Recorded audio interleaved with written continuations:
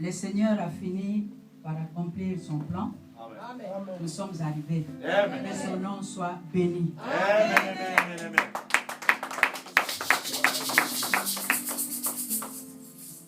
Vous avez déjà réussi quelque chose, je crois qu'on vous a défini beaucoup de choses.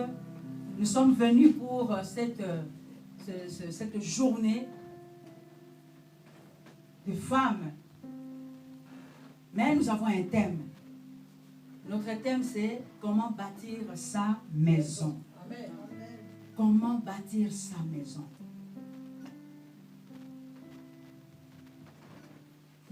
Ce thème est tellement vaste. Il est tellement vaste. Comment bâtir sa maison? On peut bâtir, mais ici on nous pose la question, comment la bâtir, cette maison? Alors que je me mettais donc à m'associer avec le Saint-Esprit, pour me donner, pour me montrer qu'est-ce que je peux parler, quel était le besoin de mes sœurs que j'allais trouver, je me disais, c'est aussi la question, quelle est la manière dont sa maison doit être construite. Parce que bâtir, c'est aussi construire. Alors, qu'est-ce qu'une maison? Je regardais dans le dictionnaire profane.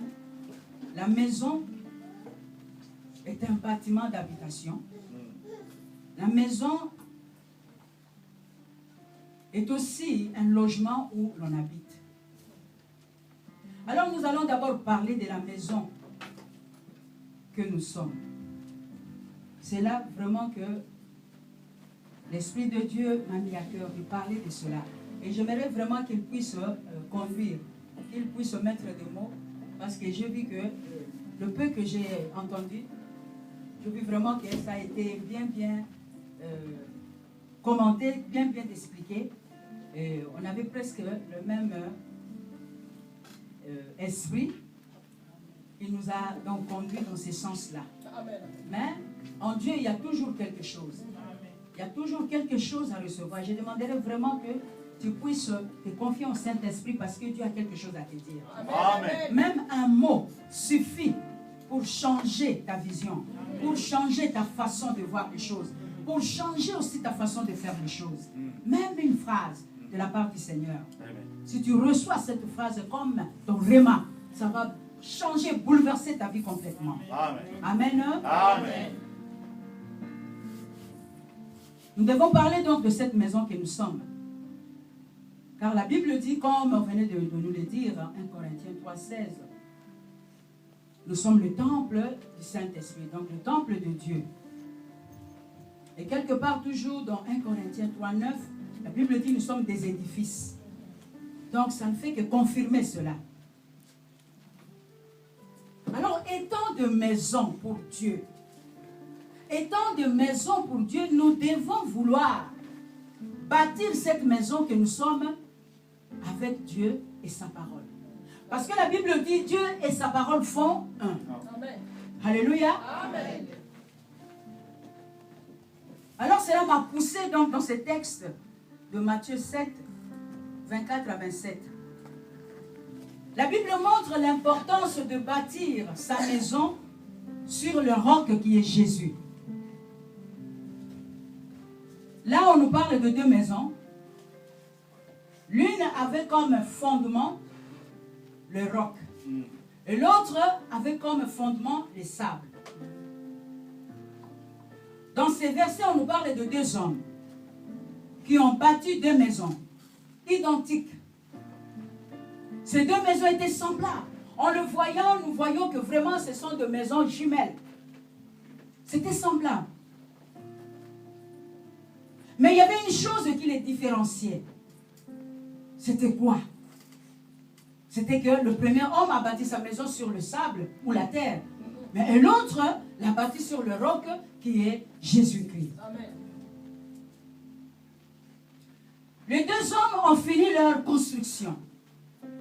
Ils ont fini leur travail, ils ont fini leur construction.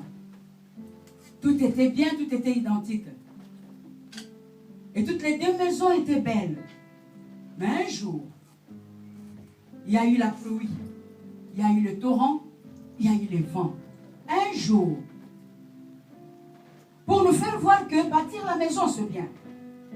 C'est pourquoi la Bible dit quelque part, avant de bâtir, il faut faire quoi? Calculer la dépense. Amen. Amen. Assieds-toi et commence à calculer la dépense avant de commencer. Ne pas commencer et puis après, comme nous en Afrique là-bas, il y a des maisons inachevées. Non. Assieds-toi, calcule la dépense. Il faut tout mettre en place. Un jour, il y a eu quoi? Le vent a soufflé. Un jour, il y a eu la pluie est tombée.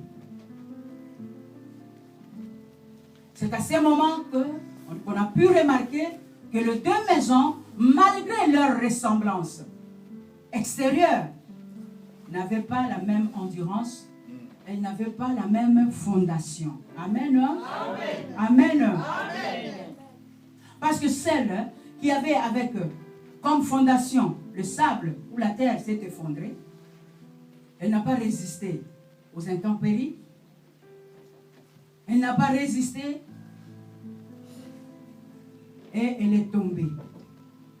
Mais l'autre maison qui avait comme fondation le roc, Jésus-Christ, a résisté.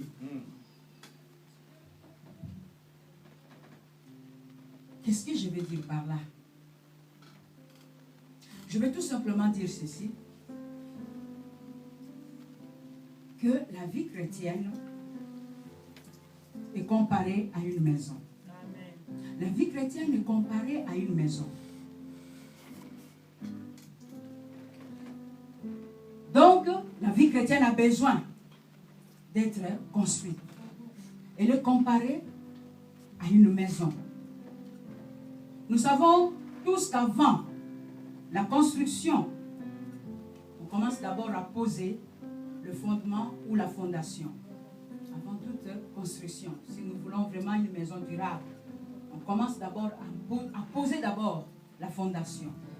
Et notre vie chrétienne, c'est pareil.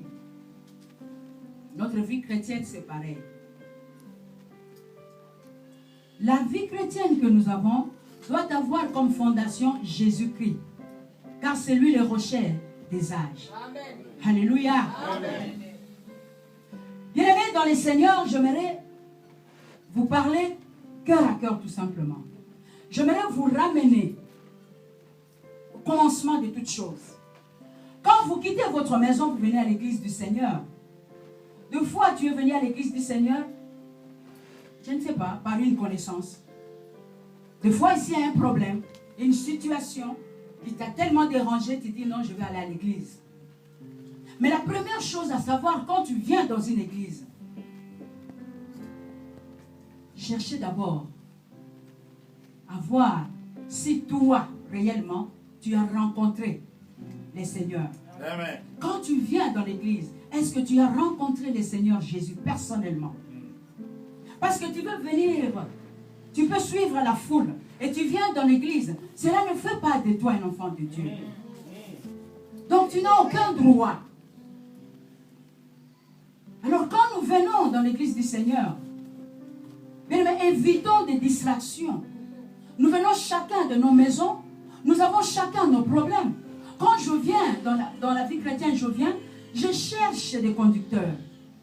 Si je vois que non, je ne comprends rien, le Seigneur, est-ce que vraiment il n'a pas de place en moi? J'aimerais donc aller vers le conducteur pour savoir comment ça se passe. Parce que la première chose, c'est d'abord inviter le Seigneur dans ta vie, comme Seigneur et Sauveur. Amen. C'est ça, donc, mettre ta fondation. Ça, c'est la fondation. Parce que même si tu mets la fondation, tu es censé de continuer cette construction. Alors, tu as besoin de la parole de Dieu pour mieux construire. C'est ça la fondation. D'abord, Jésus-Christ.